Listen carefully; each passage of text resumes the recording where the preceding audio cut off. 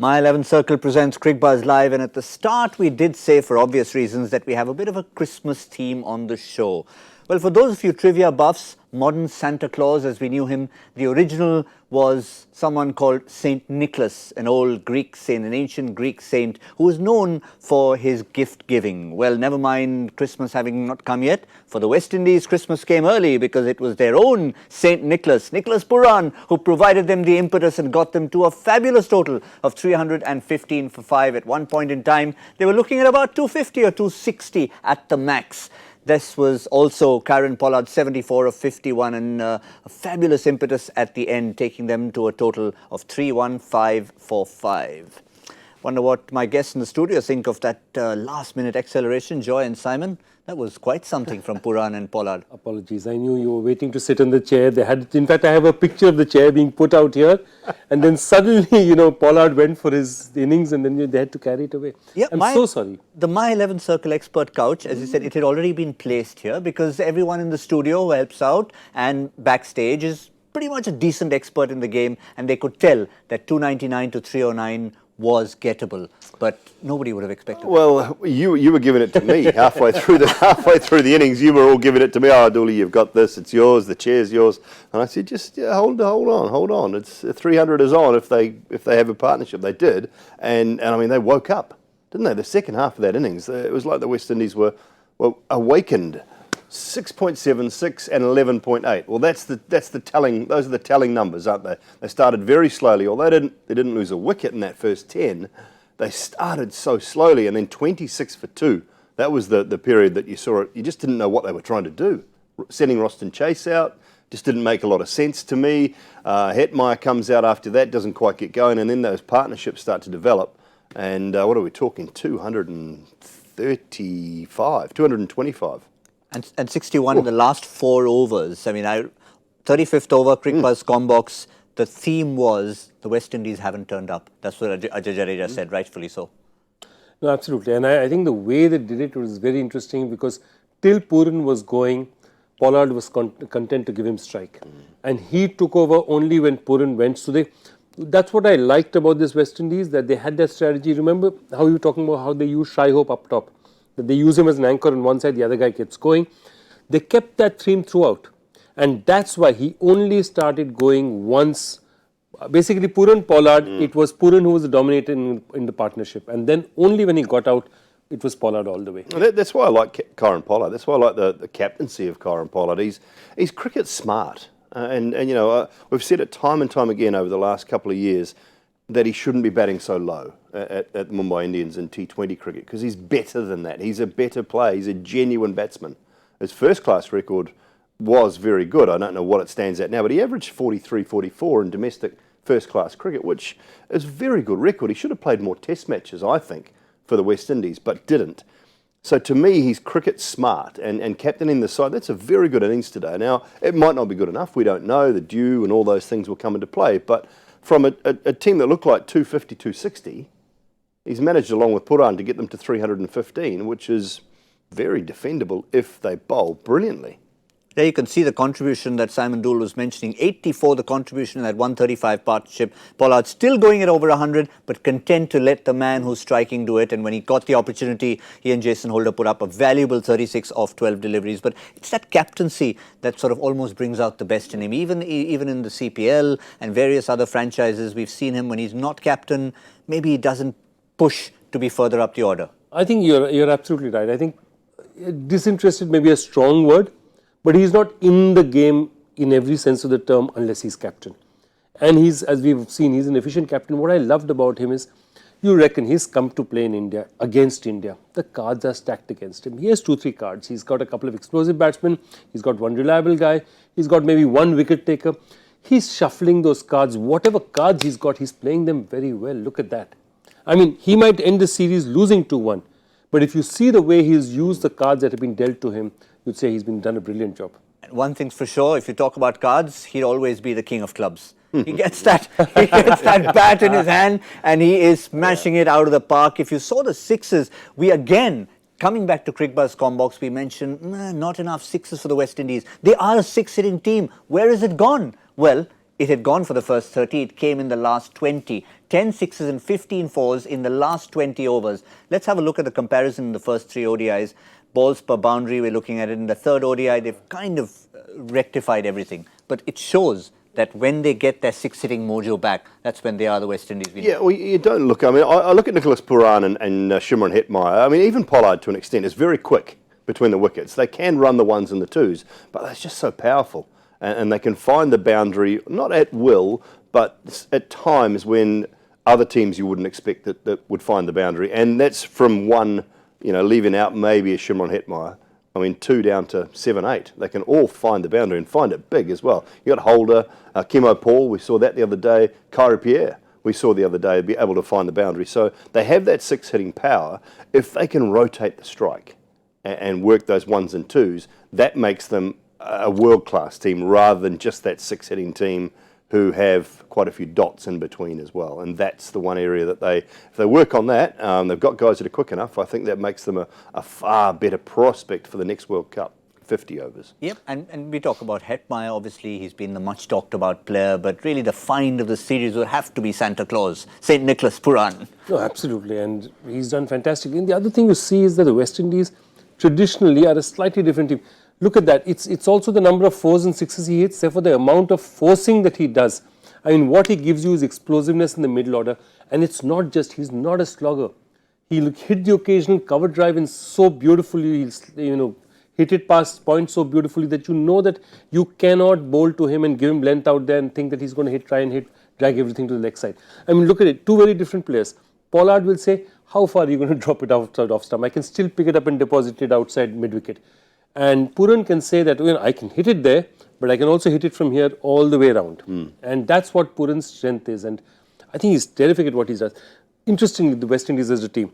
You look at India, India is a dominant team because 1, 2 and 3 dominate for India. Okay. The West Indies, whenever they do well, it's when 4, 5, 6, 7, 8 do well because that's really their strength. And it's very interesting. India will tend to win more games because 1, 2, 3 do well. They tend to sort of cause the upset here and there because it's 3, 4, 5, 6 who are strong for them. Yeah, it's a good point. We don't think about it often enough, but if you look at it, how many games are there when you've talked about the opening combination having done everything, a Kohli, a Rohit, or a Rahul, the equivalent of that in the West Indies team? The answer is no. Yeah, not very often, and that's why Shimron Hetmeyer is a nice acquisition in that top 3, 4, depending on where they bat him. I know it was a mistake to send Roston Chase in today, I thought. And also Shai Hope, when he can hold that innings together, and today he was the aggressor. I thought there was a pretty ordinary innings from Evan Lewis today. He just didn't get going, didn't look like he was trying to get going too much either. So it just wasn't a great innings from him today, I didn't think. And to further add to your point, even when someone like a Hope holds the innings together, it's the power that's coming from your 4, 5, 6, 7. Exactly, it's the power that's coming after that gives. Is this the impact of the post-Gale era in 50-over cricket? Does definitely to a certain extent. Missing somebody like that who's a dominant player up top, definitely it makes a difference. But it's also, I think, it's a new age of consistency. I mean, the West Indian consistency is now coming from their middle order. It's not coming from their top 3.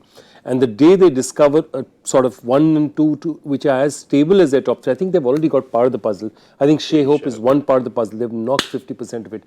If even Lewis comes good, if he's consistent, this will be a very dangerous team because their middle order is as good, as explosive and as versatile as anyone you can see. And given the kind of lineups they play, they have these 2, 3 all-rounders, so they bat up to 8. So there's a lot of power out there. And so they just need to solve that. See, I think that's where they can look at a Brandon King or Fabian Allen. Just get another guy in there that's explosive and have him open the batting. Mould them for... Just mould them for it because Shai Hope, you will imagine, is going to be your steadying influence. He's going to be there for a long, long time. And he's a terrific player and you don't want him to have to force the issue. He was trying to force the issue a bit today because Evan Lewis was so slow. So bring a Brandon King in or a Fabian Allen. I mean, I know Fabian Allen's more of a 6, 7, but give someone like that an opportunity. Brandon King probably the better option at the top of the order. And so we want you to be our explosive opening batsman. Now, we know that it's not going to come off straight away. It's a work in progress. But how about you be that guy for Shai Hope? And then we have the power of Hetmeyer, Pooran, Pollard, Holder, these guys through the middle. And that's how we try and move forward to that next World Cup. I don't think it's a bad idea at all. Forget about the Johnson Charles and the Evan Lewis and those guys that had a turn, tried, not succeeded. Sunil Ambrose, just forget about that. Bring another one of these young brigade Simmons through. too was. Lendl Simmons, would have another been a one. contender. Yeah, could have been. But no, just get rid of that. Get rid of that. Find one of those new kids, and I think Brandon King probably deserves the opportunity. 50 over equivalent of a Sunil Narayan. Yeah. No, I'm not just that. I say it's a 50 over equivalent, it's a West Indian equivalent of Virendra Sehwag. Yeah. You didn't get Sehwag a chance in the batting order. What happens? Shorav goes to him and says, will you open in test matches? He starts opening in test matches. They turn around and say, look, if he opens and plays like that in test matches, why can't he open in one day? And he goes on to display Shorav and Sachin, which is one of the most stable open partnerships, and goes on to open with Sachin. So the fact of the matter is, try a guy like that. I fully agree. Try a guy like that because these guys have had their turn. It's even Lewis has played 15-20 matches in this sort of situation. Lendl Simmons has played it. All of them have had their chance. Give it to somebody. Give him 10 and say to him, young man, you've got 15 games. There you go. A talking point, something for the West Indies to mull over. For the moment, they've just got to mull over how to bowl with a wet ball. But let's look at India bowling with the dry ball. An impressive debut for Navdeep Saini, but the question to be answered is towards the end. He had a couple of boundaries early on. Then he went for about 20 runs in a total of 7 overs. And suddenly, maybe a few questions were asked about the death bowling. But certainly, you'd have to say, decent debut, but... Yeah, I mean, I fully agree. I mean, he gave away two fours in his first over, got hammered towards his last overs. But in the middle 8 overs, he just gave away 20 runs, bowled very well, showed the capacity to bowl consistently at that 137, 138 to 145. This thing had a good Yorker. The only thing, and I want to ask, and this is not just true of him, but the other bowlers as well, were they not using the variations enough? Did you see enough slower balls? Did you see enough variations? They batted very well, but... Yeah, not enough variations. Without taking anything away from the West Indies and the way they played, though, you've got to limit they're getting hit both sides of the ground. Exactly. And that's what happened today at the back end. They got hit both sides of the ground. Now, if you're getting hit offside only, set a field to the offside, bowl wide Yorkers, bowl slower balls outside off stump. I don't mind that.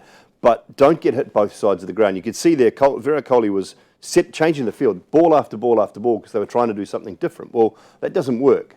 I mean, there's too much goes into it now where, we're trying to bluff the batsman.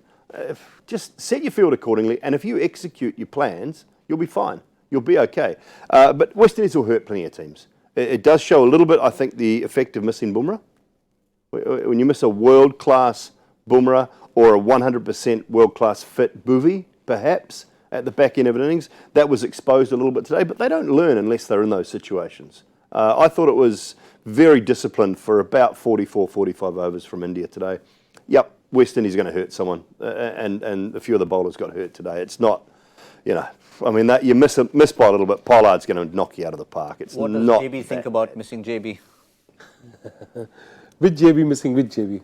This JB missing Jasprit Bumrah. Absolutely. JB, I mean, he makes such a difference. Yeah. But look, if you see it, you don't mind, say, for example, I think there was one shot where he was wide outside off, Shami was wide outside off, and Bouncer wide outside off, and he goes over mid-wicket square. Pollard's strength.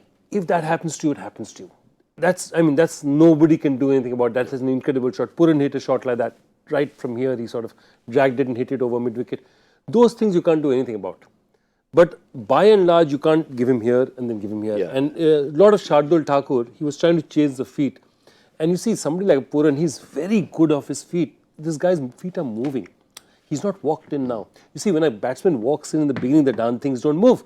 But he's batted for 15 overs. These things are moving. So the moment you're pitching it to leg, the strategy of pitching on the leg or trying to chase the legs of a batsman are great if the batsman has faced 4 or 5 balls. If he's faced 20, you're asking for trouble. The question is, should Pooran have even got past, 52, when he nicked one to Rishabh Pant, and that was not the first that he dropped, Roston Chase, before he had scored. Should we be asking questions of Rishabh Pant again? I know we should be leaving him alone, purely as a keeper now. This guy will be the most talked about cricketer in India, I guarantee, for the next 5, 7, 8 years to come.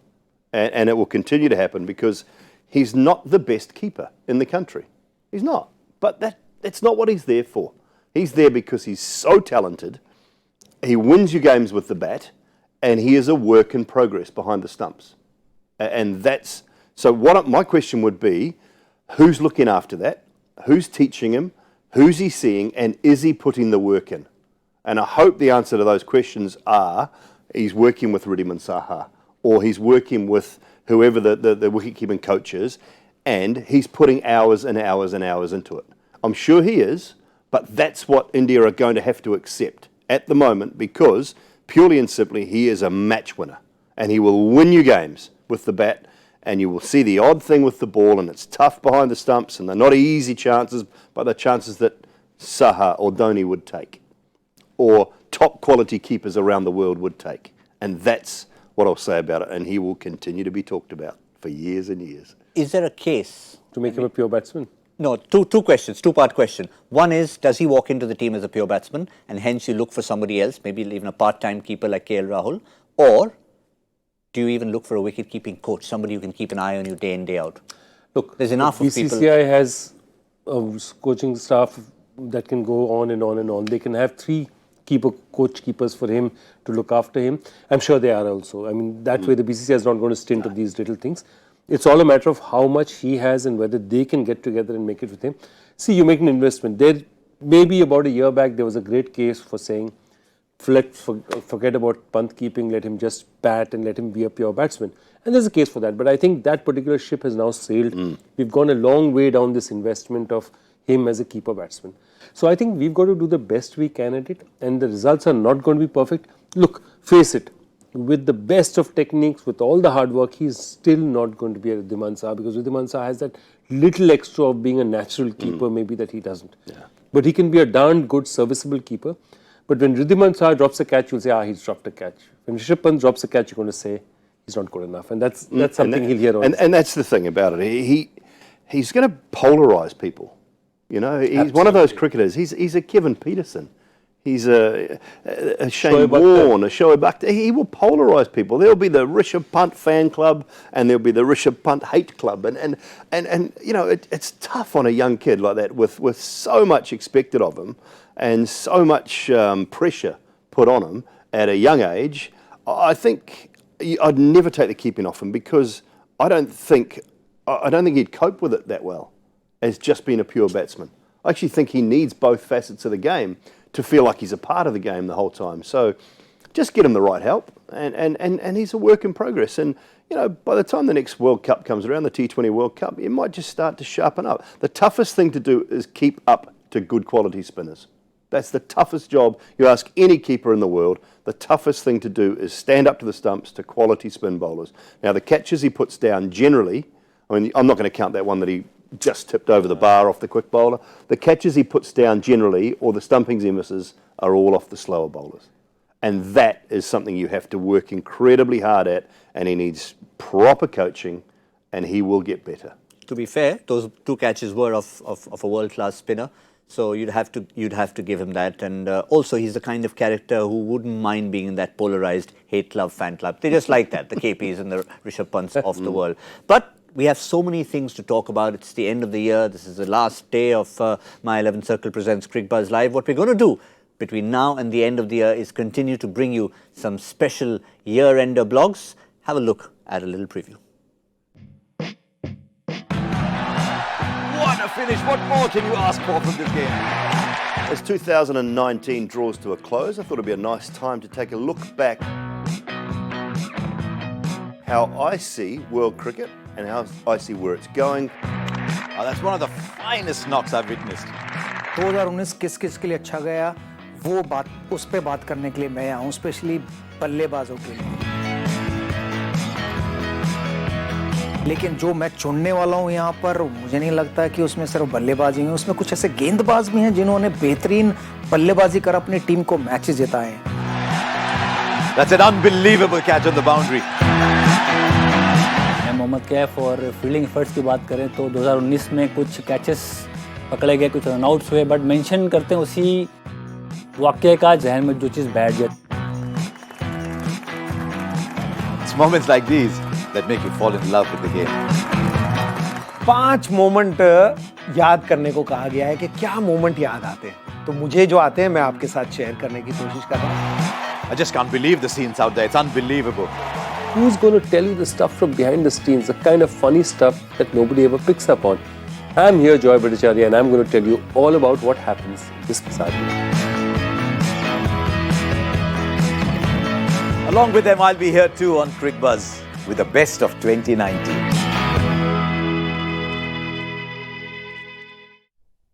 Well, all the usual suspects and Zahir Khan as well will be part of this looking back at 2019, and it's going to be plenty to look back at and, of course, look forward to. All starts tomorrow. But we've still got the matter of a match to finish. We are only halfway through. India have a run chase, no matter whether it's due or no due. The fact is, they've got to score more than has ever been scored to win a match at Cuttack. So 271 was the previous best. We have all built up the due, but the fact is, the counter to that due, because of why it's 4-3, is the fact that if you put enough runs on the board, the question is how many is enough. And it's been a long time since the West Indies have been able to win a bilateral series against India, so I think they're due. D-E, Yeah, I also wanted to say Virat was due, he just took away my pun. So I'll just have to go with only one thing. I can only say that Cuttack comes from the ODI word Kotoko, which means fortress. So this is India's fortress. I hope to see them defending it. But in terms of the personnel who are going to defend it, I know your prediction was out the window today. Kuldeep Yadav, no points for him.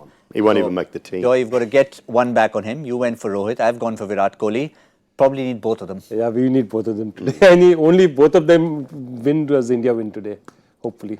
Certainly will be, but we still have to have the small matter of my 11 circle expert couch to be won. It was snatched away from me nastily right at the end by Pooran Pollard, but we still have one more chance to get back on it towards the end of the game. So once again, we're keeping to the new rules, which is the 10 over mark. India will be chasing, and at the 10 over mark, where do you think India are going to be? They've got to, pretty much should come hard. 67. 67. I will say 56 for 1. We'll ignore the way. 56, 67. Well, the question is, which side do I go now? I'm always stuck. I don't want to be in between. Plus minus 5, I'm going to go exactly 70. Not going to go too much higher. Basically, he's killed me. He's knocked you out. He knocked me out of it. Nasty. That's nasty. He's so he dresses up like a Christmas tree and does shit like this. I've got to say, he's got to get something back on you. You're having a go at his dress. The last 2 times you've been here, you've had a crack at his dress since. And I think he's got to get something back on you. Well, all right. So since we are going to be talking, I'm trying to change the subject right now. Since we are going to be talking a lot about it, you're going to be seeing it all on Cricbuzz. Let's get maybe from both of you your moment of 2019 since before the innings starts. What's been the moment of 2019? My moment of 2019 is just watching the face of the New Zealand fielders when the ball hits that bat and then it's rolled to the boundary. It was just, you don't know what to do. It's such a powerful moment, such a poignant moment. It's one of those. Yeah, absolutely. What can I say? I was going to actually say exactly the same moment, but for me, it's that whole. It was just that atmosphere when everything. I was sideline and just to be standing on the sideline at Lord's for that World Cup final and the last hour to an hour and 10 minutes where everything unfolded. And I was down sideline because I was ready to go for the post-match sort of wash up, I suppose, for the real game, and then an hour and 10 minutes later I'm still standing there waiting for a winner because of everything that transpired. So the World Cup as a whole and that final moment, because I think it was a brilliant World Cup and a fitting finale. Yeah. Well, I think the greatest game that I've ever been involved in as yet. Hopefully there's many more, but that's the greatest game of cricket that I've been involved in. Yep, and I think I'd have to add to that. The only difference was, for a change, I wasn't working on it.